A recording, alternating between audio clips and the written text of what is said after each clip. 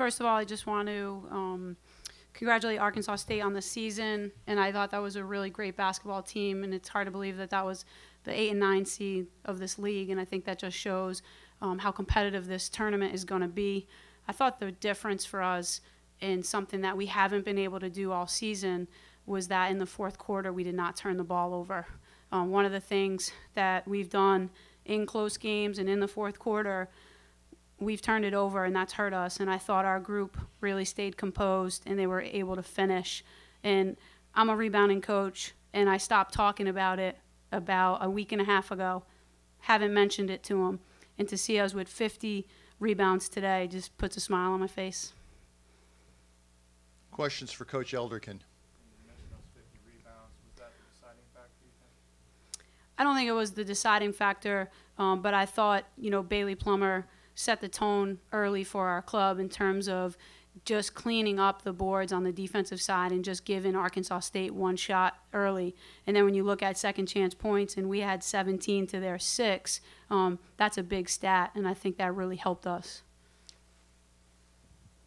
Coach, at one point, Arkansas State went on a 19-4 run. What was the message to your team? Because they seemed to respond after that. We kept bringing them in and just talking about how it was going to be a game of runs, and that we couldn't freak out. We had to stay composed because that's kind of what we've done all year. Teams would throw that punch at us, and we don't have a senior that's dressed in a uniform. We don't have a junior that's been with me for 3 years dressed in a uniform. So oftentimes when teams would throw those punches, we would think the game was over. And today I thought the difference was that they were echoing what I was saying, and it wasn't just me, it was them buying into, okay, we're good, we're not going to freak out, let's finish this ball game. There was a point in that second period where they were trying to attack you down low. Is that what you want them to do? And because it seems like that's your strength. What, we were trying to attack, or they were attacking us? They were. I mean, you had a couple of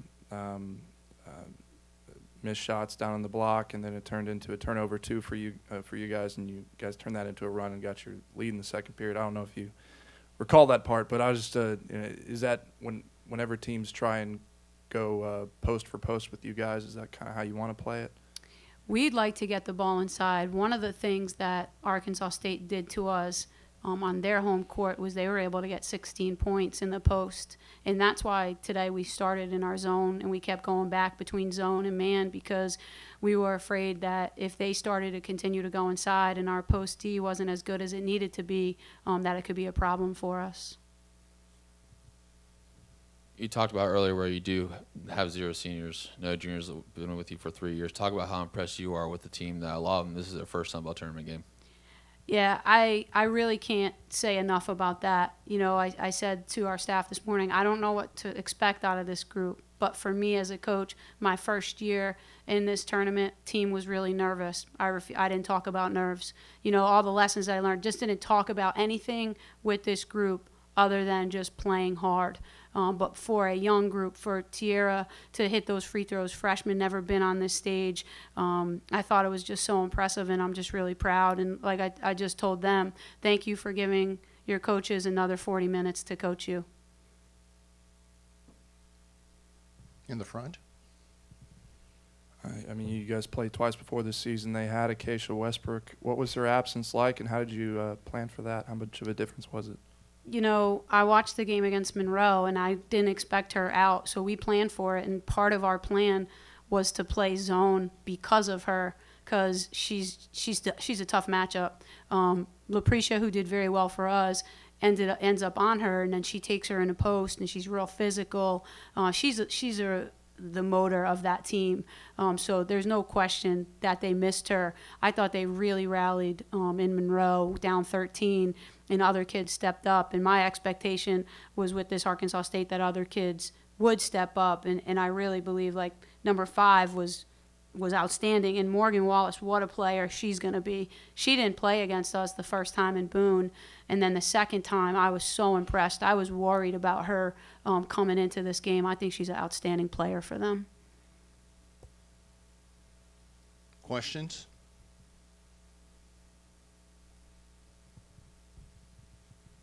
I mean, they came back in the second half with 3-pointers. How'd you stop those, or how'd you plan for those? Well, we started the game with the zone and didn't think they were going to hit us for that many, and we just kept telling our kids, especially with number 5, is we couldn't let her get loose. They would started running some double screens, and she was on fire. So that was a concern for us. We're a much better 3-point shooting team than we showed, and we only made 4 to their 9. And if they would have won the game, I think that would have been one of the biggest differences, is that they were able to come in and knock down those shots. Anything else? Last question.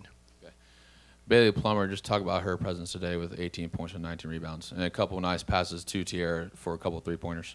She was a difference maker today for us. You know, you look at her stat sheet, and it's 19 rebounds, it's 18 points, and then you highlight those 4 assists that are not 2-pointers, a lot of their 3 balls, and then 5 blocks. She played 40 minutes as, you know, a post player. I don't think you're going to see that too much in this tournament. I thought she really grew up in terms of just how she played. She was impactful for 40 minutes, and I'm just really proud of her.